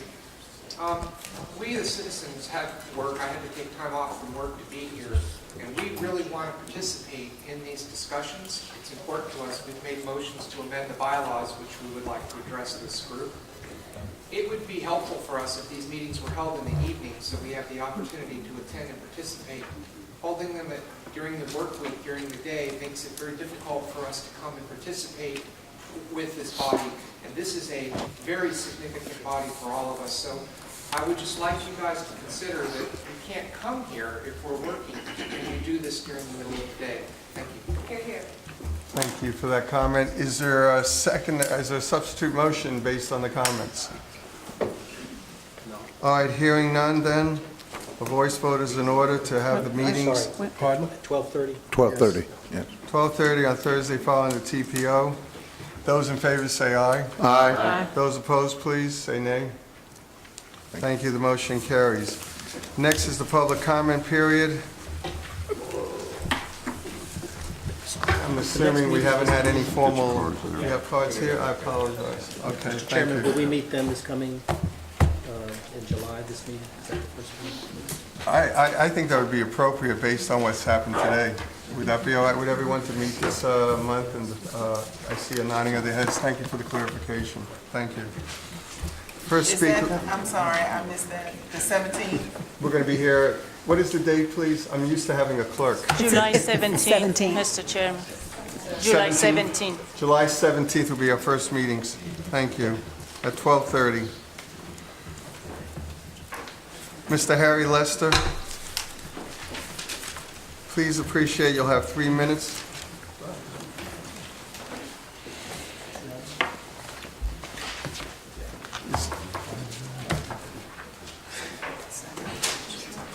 Who will be keeping time, please? You do it? Thank you. Thank you. Mr. Lester, thank you for the Hi, opportunity. my name is Ross Scrogg. I'm here speaking for Harry Lester, representing the Hampton Roads Business Roundtable, a group of 30 senior business leaders from throughout the region. This is a great day for the one... Sir, you didn't hand in a card, did you? Mr. Lester asked me to read his comments because he had to leave early. All right. Well, normally what would happen is those comments would be put in our... Submitted. Submitted. So if you want to submit those comments, unless somebody wants to call you up after we have those that are here, that'd be appreciative. That's fine. Thank you. Mr. Reed Greenman, did I hopefully say that correctly?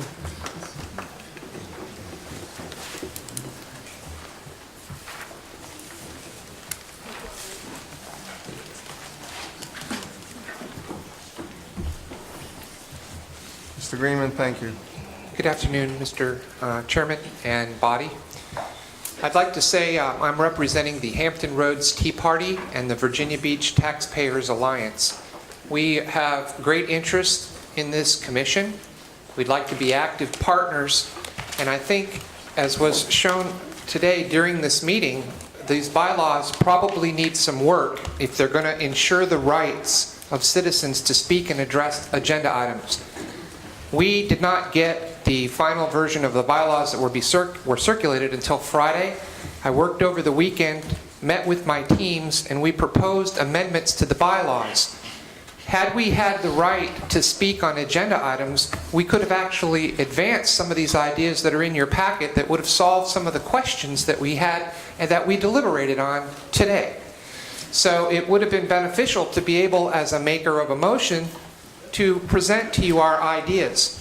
We did take it to our representative, and he was unwilling to advance our ideas at this point, but rather wanted to defer to a bylaw committee. If you would please take the opportunity to see what we proposed. The main thing is this is a huge, huge and significant body for billions of dollars and the future of our region. And I would implore each of you to solicit the input from your constituents and find out what it is that we want you to do for our region. While the General Assembly created this body, these bylaws do not provide rights for us to do the things we want to do. We would like to speak on agenda items like we do at City Council before you vote. I would have loved the opportunity to explain my changes to you before you adopted the bylaws, but I was precluded from doing that. So what I would ask you to do is consider that while the General Assembly created this body and you are elected, please take a look at our ideas, meet with us. We will be happy to explain them to you and entertain adopting and accepting some of the ideas that we've put before you in our packet. The main goal of those were two things: to make our government, our existing government, the General Assembly and the local elected boards of supervisors and city councils accountable. The name of this commission is the Hampton Roads Transportation Accountability Commission. I would love to see these mammoth issues that are large and long in scope taken back to the local city councils and boards of supervisors placed on the agendas and voted on by the people we elect at the local level who are responsible for us, and provide that input to you as the representative from our city who have been appointed to this body. So please take a look at our recommendations, and I thank you for your time. Thank you, Mr. Greenman. Thank you. Ms. Jean Evans Cox, please.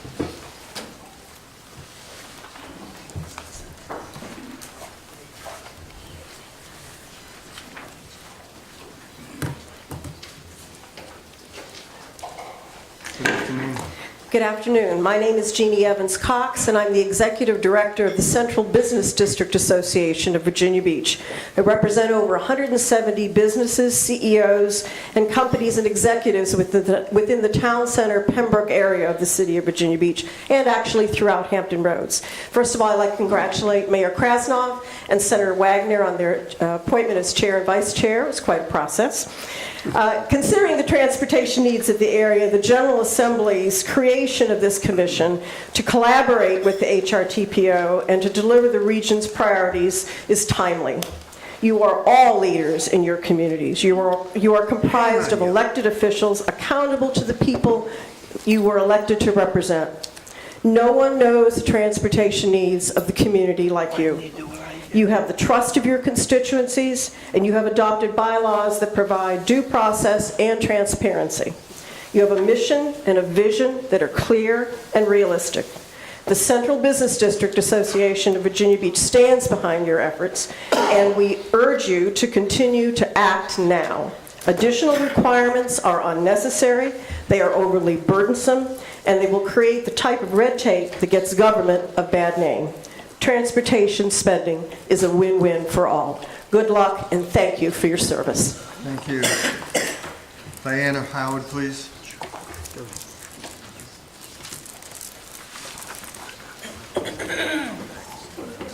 Good afternoon. Hi, how you doing? I just want to let you know that the citizens are represented today by a bunch of groups, not only the Tidewater Libertarian Party, Tea Party on both the peninsula and the south side, on the VBTA, the Chesapeake Taxpayer Alliance as well, the No Tolls group. So there is a number of citizens here all wanting to participate, and we have come together to ask you to look at our changes to the bylaws. Some of them are just very common sense, and hopefully we can get those passed.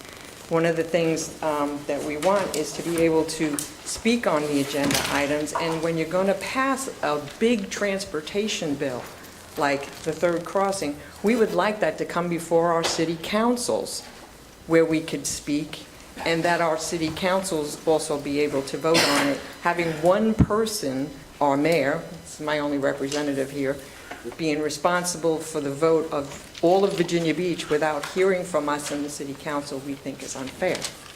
And not only to us, but to him, to carry that burden. And he should have the opportunity to hear from all of us and the city council before he comes here to vote. So I hope you will take that under consideration. The other thing is, one of the reasons this body was put together was because of the tunnel toll deal that happened with Portsmouth, and we don't want that to happen again. And so they're trusting you all not to do that.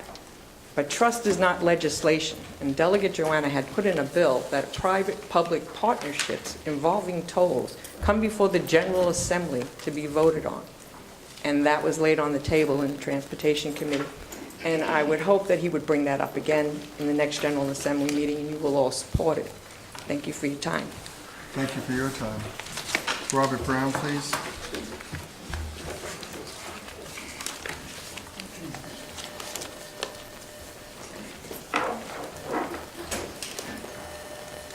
Mayor Krasnov, and chairman of the board and 14th runner-up. I'm glad you made it.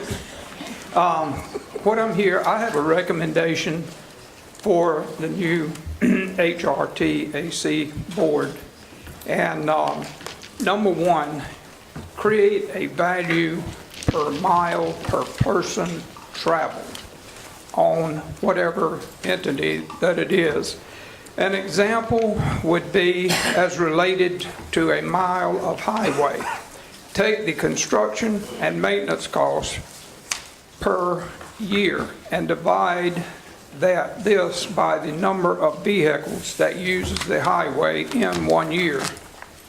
This will give you a cost per mile per person. Do the same with all alternative forms of transportation, and then you can put a true value per mile figure. Then this value should be required on all proposed funding requests. In the example of a car and a person travels a mile, as I said, you can divide that into the cost of the highway. If it's a bicycle, they pay no fuel tax or anything, but put the cost of the trail, the bicycle and all, and then you can have like possibly a car would come out to a .002, and then you can put the bus travel, and you can put the price of the bus, the purchase of the bus, tires, fuel, and what's paid to the bus, add the highway fund again, and you'll probably come out with maybe a 10, but at least you'll know what you're funding and what it is actually worth per mile. And the other thing is I've proposed to the HRTPO a flood control plan, and it was in regards to building a flood control and highway system from 4th View Street over to the east side of Fort Monroe. And this, hurricane season and all, this will, it's all in detail, it's in the record. So I hope that this new commission will be able to pull that up, and you'll find out that that's the most valuable project that they will ever build in this area. And hurricane, it will stop the flooding. And as he said about the backup crossing the Hampton Roads Bridge Tunnel, you will not have another backup there in the next 100 years if you follow that plan that I submitted. And one other thing, if I might, it would be nice if we could do the 3 minutes that we could do a video at the same time we gave the presentation, that we could probably present a lot clearer picture to you. Thank you. Thank you, sir, for your time. Craig Poppin, please.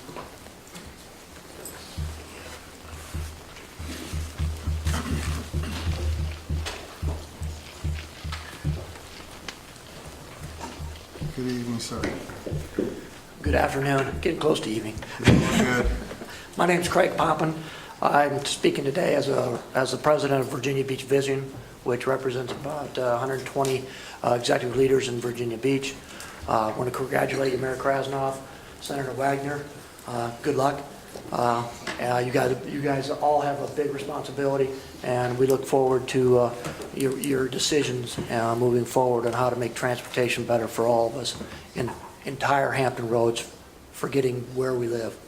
The dedicated revenues that have been passed to us for this regional transportation have been long in coming.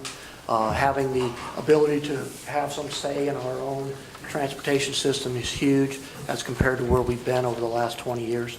I certainly hope that you all can move this along quickly without getting caught up in too much red tape or other issues that have stalled the process over the last few years.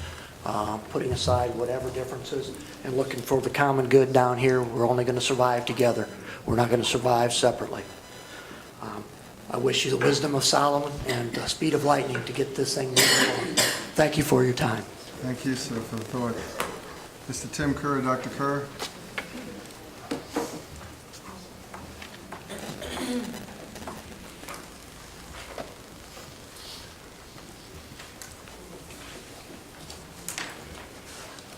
Good afternoon, sir. Mayor Krasnoff, good afternoon. I am Tim Kerr, and I represent the Chesapeake Alliance and the future of Hampton Roads. And you'll be glad to know I'm only going to speak once. My business address is 501 Independence Parkway, Chesapeake. On behalf of these organizations, I want to commend you for your willingness to participate in this vital activity. As you approach the Gordian knot that is transportation in Hampton Roads, we offer 2 comments for your consideration. 1, do not become overburdened by imposing bureaucratic and red tape and the procedures that will some advocate. You, by your office and presence on the commission, validate the trust that the public has placed in you to make the right and proper decisions on the issues that come before you. Additional levels of approval only prolong and increase the cost of projects. Be mindful that there are several ways to move people around the metro area. Do not overlook the possibilities to be found in land, water, and even air. Ensure that they receive proper attention and funding. We are available for any assistance you may need in the days to come. And we hope that after all is said and done, more will be done than said. Thank you. Thank you, sir, for your comments. Mr. Jimmy Capps, please.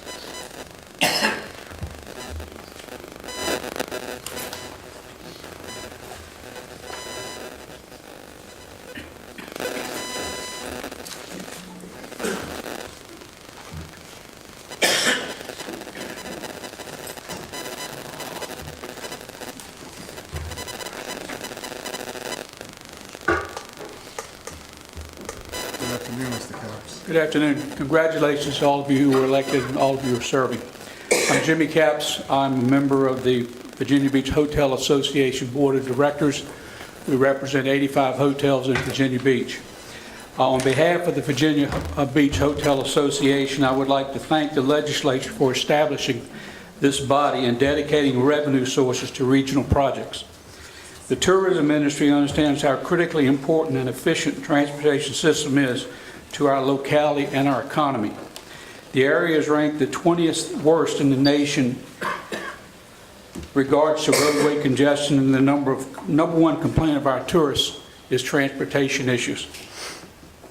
Realizing that those serving on this commission are all elected officials and accountable to the voting public, it is essential that the prioritization of projects and allocation of funds be an efficient and transparent process that expedite critical regional projects to construction quickly. Lack of funding has created a significant congestion problem in coastal Virginia, and we cannot afford to continue this any longer. The Virginia Beach Hotel Association is not in favor of including in your bylaws a requirement that voter referendum be held anytime toll facilities are required. Thank you so much, and I wish you all the best. Thank you, sir, for your comments. Mr. Bruce Williams, please.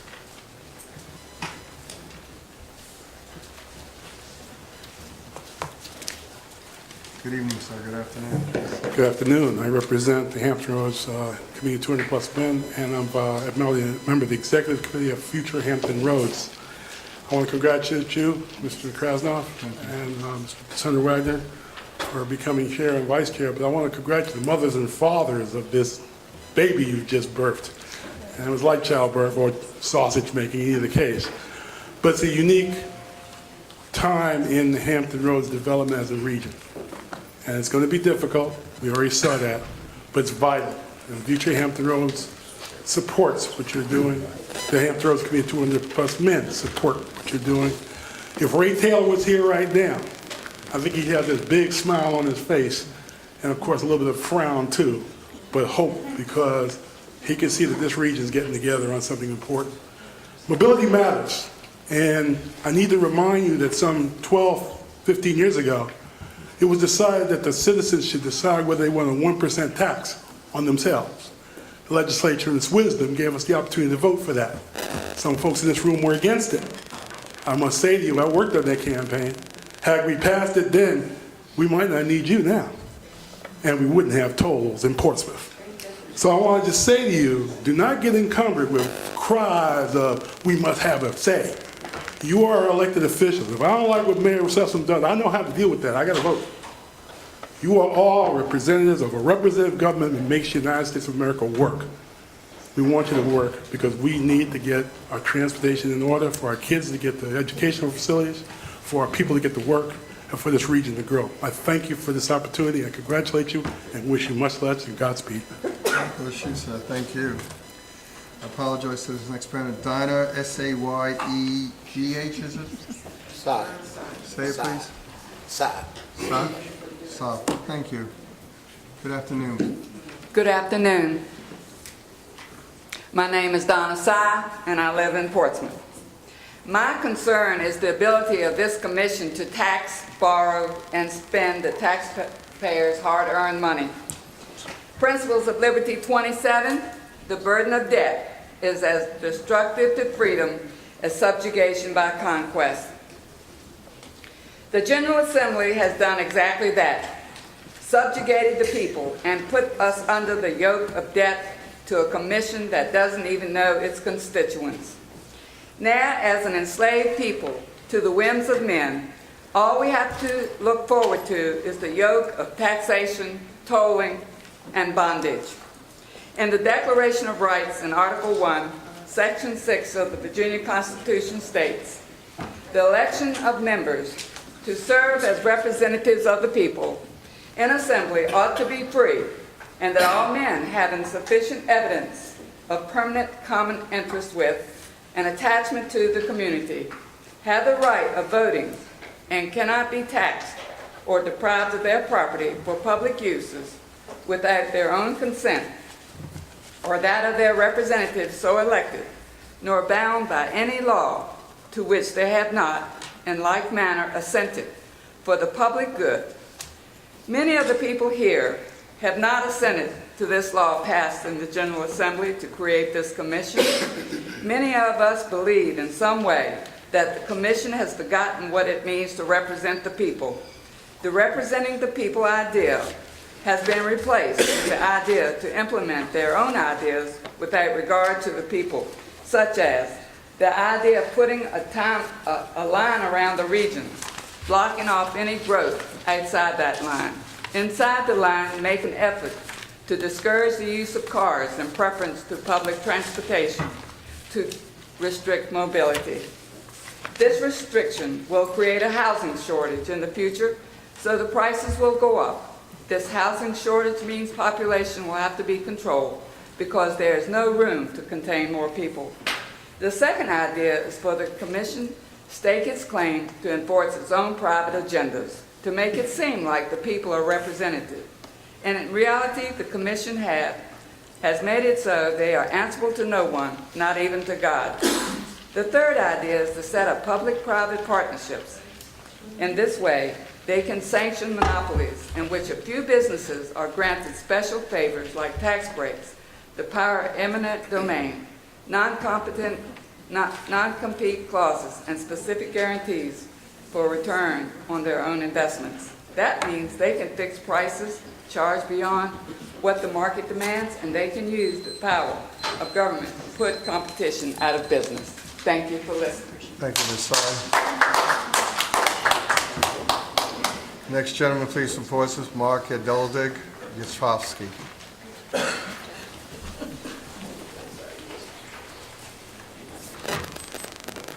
Good afternoon, Mr. Chair, honorable commissioners, and fellow citizens. Mr. Mayor, you were the right choice. You got my name right. Good job. I want to express my thanks to the courageous members of this commission who refused to be railroaded into selecting the folks whose names were handed to them as a done deal before the fact. Some weeks ago, I heard that the chair of this commission would be Mayor Sessoms and the vice chair would be Delegate Jones. And you all showed your true grit voting against the godfather of the budget for both chair and vice chair. Amen. And Mr. Yachowski, if you'd be so kind not to make it personal, I appreciate it. But go ahead. It's personal to me, sir. I understand, but go ahead, sir. Delegate Jones, for example, was inaccessible to me on the 3 occasions I visited the General Assembly to lobby for modifications in the law that brought this commission into being. He was walled off on the 9th floor behind a phalanx of administrative people. And the General Assembly as a whole is not structured to represent the people of Virginia. I sent letters, I sent emails, I hand distributed material in the General Assembly, and the folks in administrative positions told me, thank you for your efforts, but the delegates and senators receive communications from the people in their districts, and yet they legislate for all of us. So that's a really bad beginning for this commission. It is an unaccountable commission. Aside from my mayor and Senator Lucas, the latter of whom did not vote in accordance with my wishes, there's no accountability to the region as a whole. And so this is badly begun.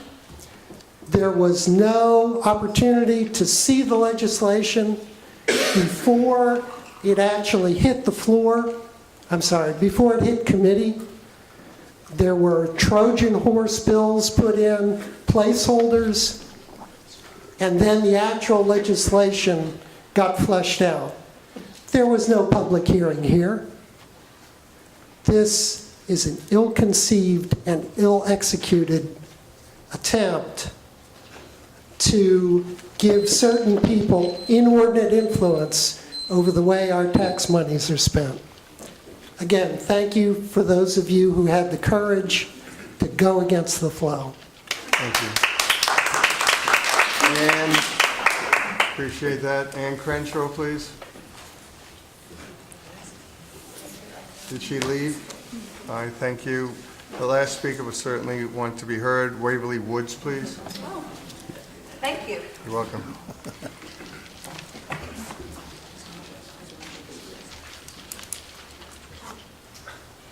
Good afternoon. Good afternoon. Thank you so much for hearing me. Again, my name is Waverly Woods. I am the chair of the Hampton Roads Tea Party, and I represent over 2,000 members, associates, and like-minded allies throughout the entire region that you are to represent. And I applaud Mr. Greenman's efforts with the bylaw changes because apparently the smaller areas will be outweighted in their vote. And I find that absolutely appalling and a lack of representation to those regions. Furthermore, I'd like to point out the irony at this table. One, the CEO and director of Town Bank, Robert Aston, was appointed to the Port Authority Board of Commission. Mr. Aubrey Lane, a Town Bank director, appointed to the Secretary of Transportation. Mayor Sessoms, Town Bank Director. Mayor Frame, Town Bank Director. Mayor Linda Johnston from Suffolk, Town Bank Director. Delegate Chris Jones, Town Bank Director. Delegate Johnny Joanna, delegate, he is a Town Bank Director. Senator Louise Lucas, Town Bank Director. And although Senator Frank Wagner is not on the Town Bank of Director, his business associate, Delegate Ron Villanueva, is. And I find this a heavily weighted committee with that many people in one bank, where $65,000 of Virginia Beach taxpayers' money sits, and they make a direct profit off of. Thank you for your time. Thank you for your comments.